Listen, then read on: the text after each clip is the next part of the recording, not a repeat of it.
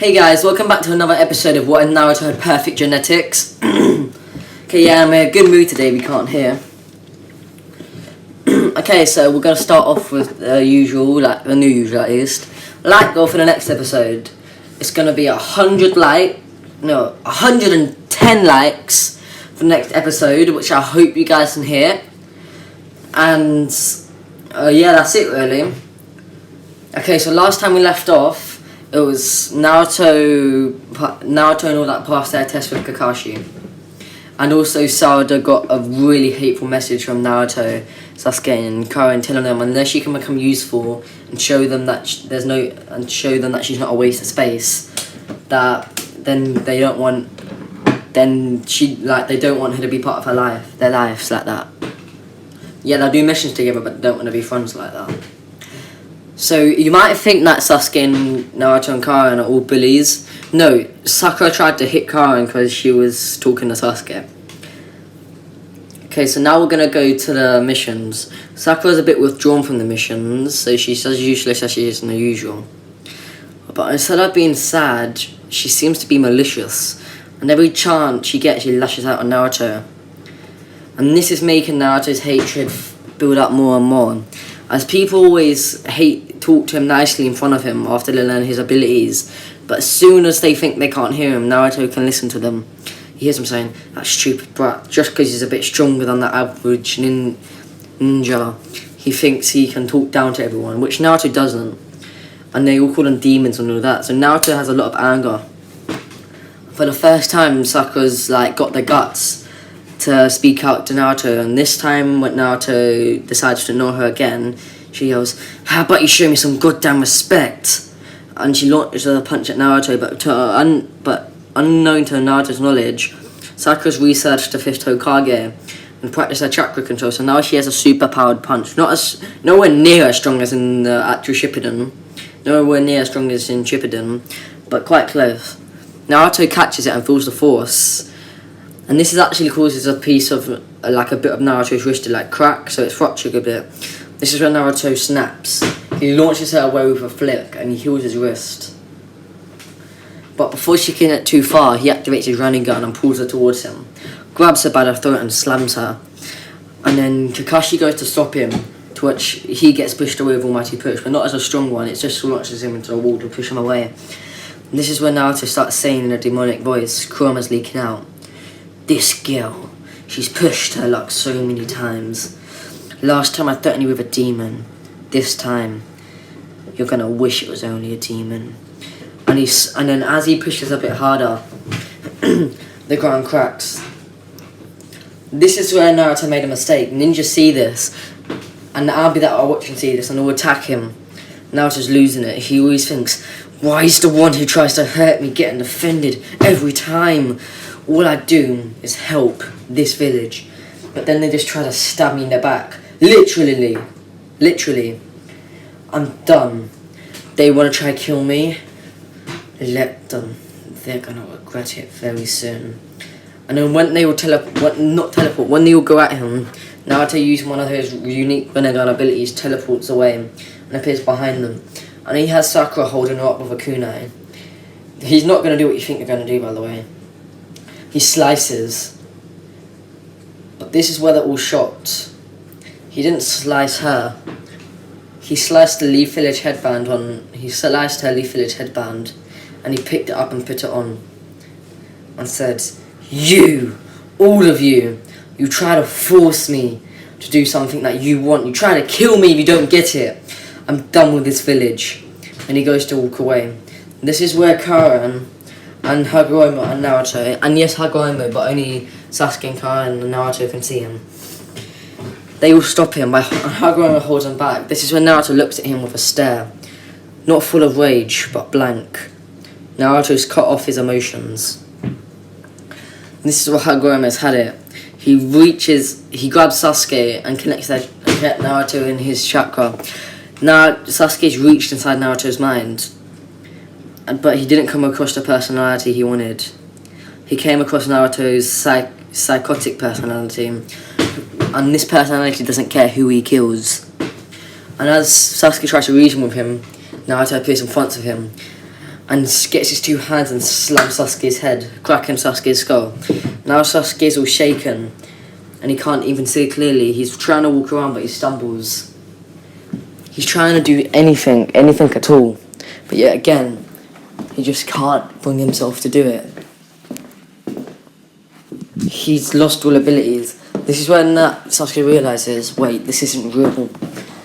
And he focuses and the injury heals. And then he goes at Naruto, and yet again, Naruto just hits him away. But this time, this is Naruto at his full power, at least the side full power Sasuke can imagine. And he can use his Truth Seeking Orbs in the stage. He can't in real life yet.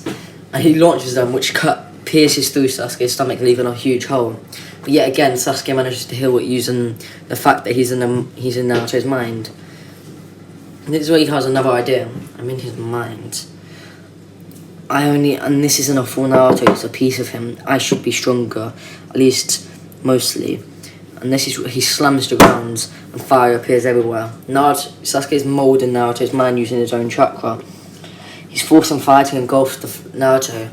But this is what Sasuke doesn't realise. Yes, he might be inside someone's mind, but that isn't his. And the flames go out. This is where Sasuke resorts to his last ability. He pushes chakra into Naruto's mind, trying to find the real Naruto. And that's when he appears. And he looks at Sasuke like, oh, it's you, Sasuke. What do you want? And then this is where he pleads with Naruto to come back. He begs her and begs her. Not her. He begs him and begs him, saying, please, Naruto, please. And this is when Naruto realizes something.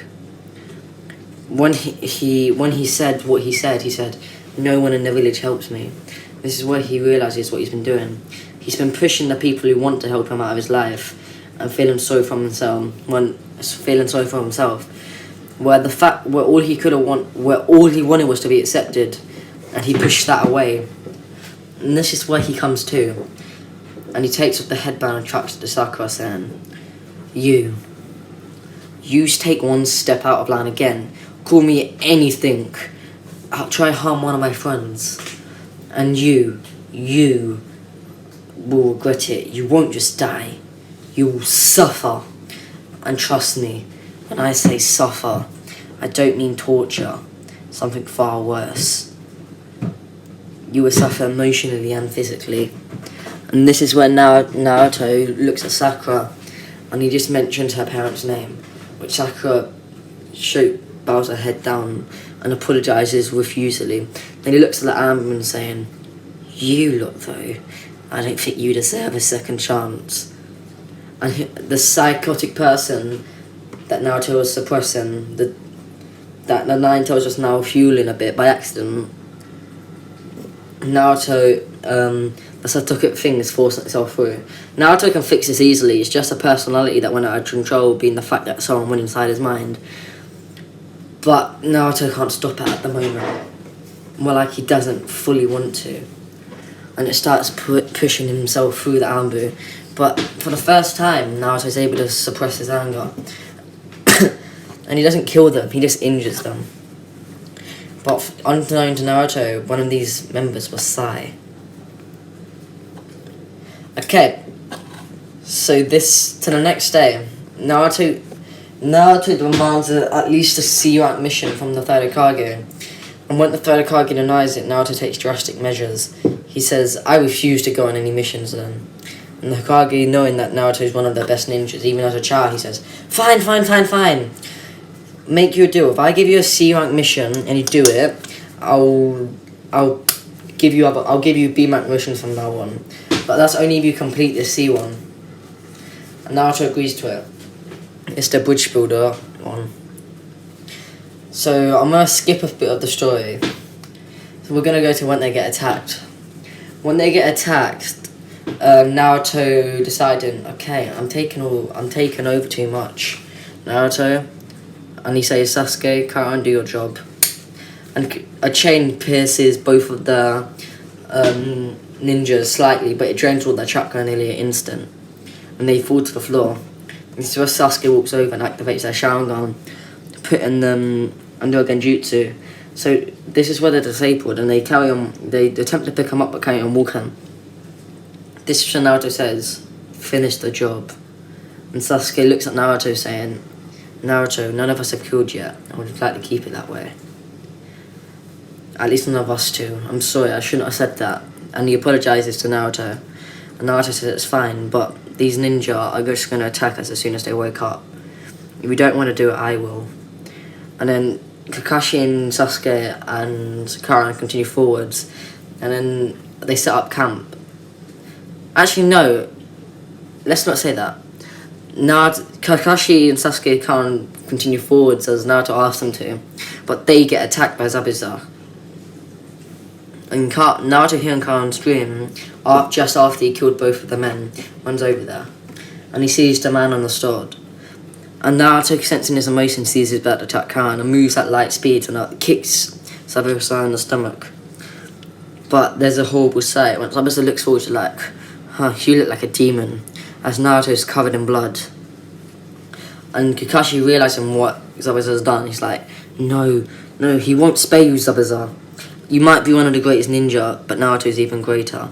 And you just asked for a death wish.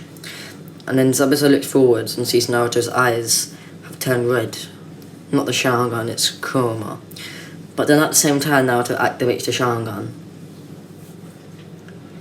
And he goes to attack Zabuza. But it isn't a full speed, it's a walk. A slow, suspensed walk.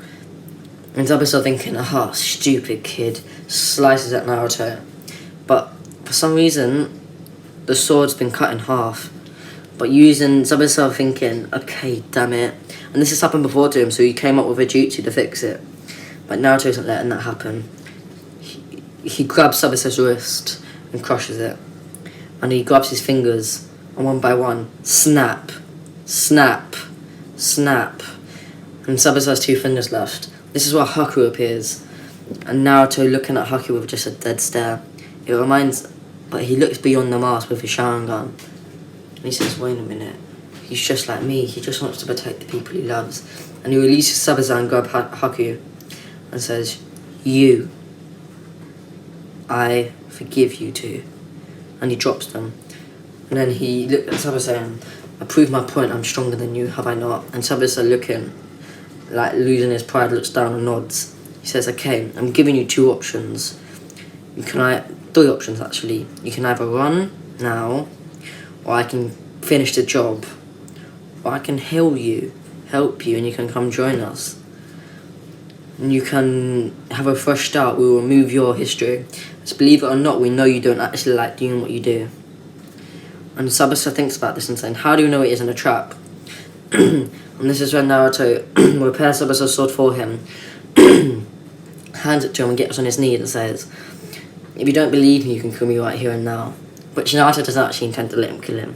But Zabuza accepts this and says, kid, get off your knees. You're better than me. You gave me a chance. If I was in your shoes, I would have killed me straight away. And then Haku removes his mask and thanks him. But this is what changed the story.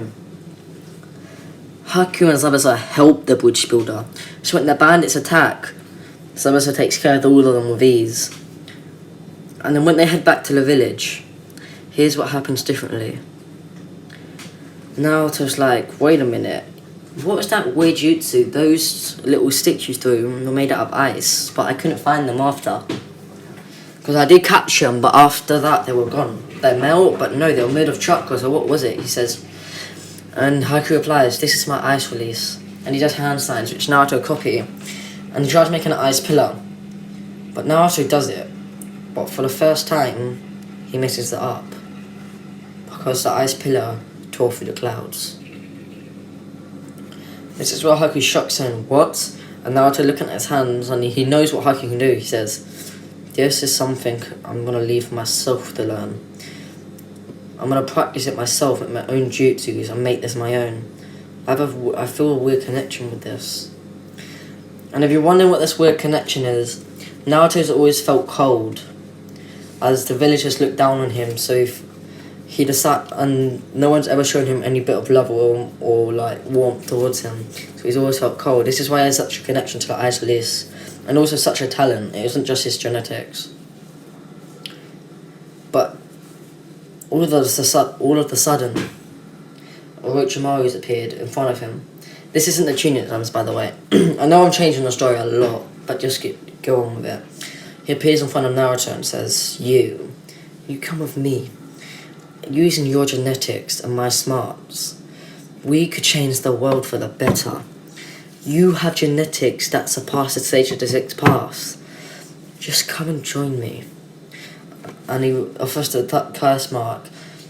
And now Naruto actually doesn't know what Orochimaru looks like. And he says, wait a minute, what's your name? And then he says Orochimaru. And this is when Naruto declines it until Orochimaru pulls someone up behind his back. It's Karen. And he goes to Karen's neck and snap, it's broken. Naruto has a breakdown at this point. And then he feels the orbs in his back thinking, this reminds me of her. It's the time we both realised our destiny. And he molds him into a sword. And the word has popped in his head, Soro no Maboko. And he slices Orochimaru in half, which he heals from, but he can barely heal from it. And Orochimaru feels something. His soul's gone. And then Naruto launches the sticks and pins Naruto, the poles, and pins Naruto to the ground. And pins Orochimaru to the ground and drains his chakra. And this is when Naruto's had it. He starts pummeling Orochimaru with his orbs. He keeps on hitting. And by the time the third Kage shows up, he sees him, his old student, mutilated on the floor, but still alive and slowly healing, which Naruto says. He swallows and says, you want to heal, be my guest. And he opens his eyes, and he just touches her, Orochimaru, and he burns up. But at the same time, he's sealed in like this weird vessel. And then they're the same as Itachi. And then he's like, damn it, not again. Okay, well I think that's a good place to leave it. If you guys remember to hit the like goal. If you guys like the video, make sure to like and subscribe. And remember to hit the like goal of 100 likes. And yeah, all the other what ifs I promised to do are coming out today. So don't complain, I'm making them as we speak. So anyway, yeah, hope you subscribe, and I hope you enjoyed, and if you did, like and subscribe. Peace.